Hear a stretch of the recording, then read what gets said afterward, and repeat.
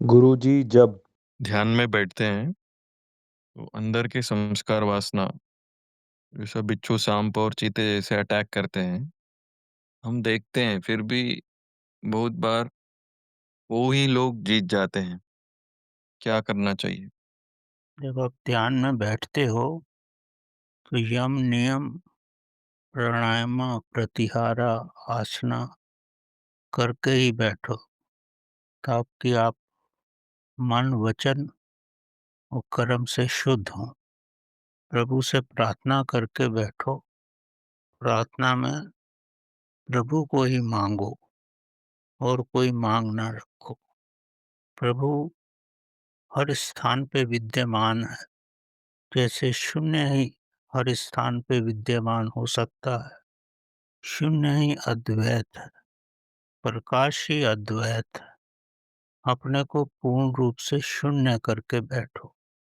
अपने अंदर के सारे श्वास पूर्ण रूप से बाहर निकालो ताकि आपके अंदर श्वास लेश मात्र भी न रहे। प्रभु से प्रार्थना और श्वास शून्य। अगर श्वास शून्य होगा तो संसार भी शून्य होगा। तब आपके अंदर कोई विचार नहीं रहेंगे, ना अच्छे विचार रहेंगे, ना गलत विचार ही रहें। जब पूर्ण रूप से शून्यता हो जाएगी तभी आप स्वयं के अंदर बैठ सकते हो। अगर आप स्वयं के अंदर नहीं बैठ पा रहे हो, इसका मतलब यही है आप मन की अवस्था में हो। मन हमेशा ही चेतना के ऊपर रहता है और मन में ही सब विकार रहते हैं। पहले इन विकारों को ही समाप्त करना होता है ताकि ये चेतना के विस्तार के लिए रास्ता बना सकें। और प्रभु के लिए तर्पण रखो। तर्पण नहीं है, ध्यान को यांत्रिक रूप से मत करो। ये समझो, ध्यान में जाना स्वयं की मृत्यु को आमंत्रित करना होता है। ध्यान में जाना मतलब आपका न रहना, तभी आप ध्यान में जा सकते। ध्यान ऐसे नहीं है आपने आंख बंद कर ली और ध्यान हो गया, तब आप केवल मन की अवस्था में हैं।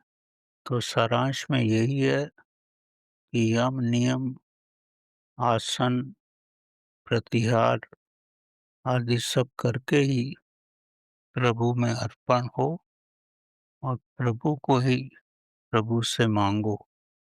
आपकी और कोई मांग ही ना रहे। समय से ऊपर जाओ। ध्यान घड़ी देख के नहीं होता है। अपने अंदर के सब श्वासों को बाहर निकाल लो, स्वयं को प्रभु को के प्रति अर्पित करो, तभी माया आपको रास्ता देगी कि आप ब्रह्म तक पहुंच सको। तभी ध्यान होगा और धीरे धीरे ही होगा। शुरू में कुछ सेकंड होगा, फिर कुछ मिनट होगा और होते होते जैसी आपकी अवस्था होगी उतने मिनट तो ध्यान सरलता से हो जाएगा और यही आपकी सबसे बड़ी उपलब्धि हो।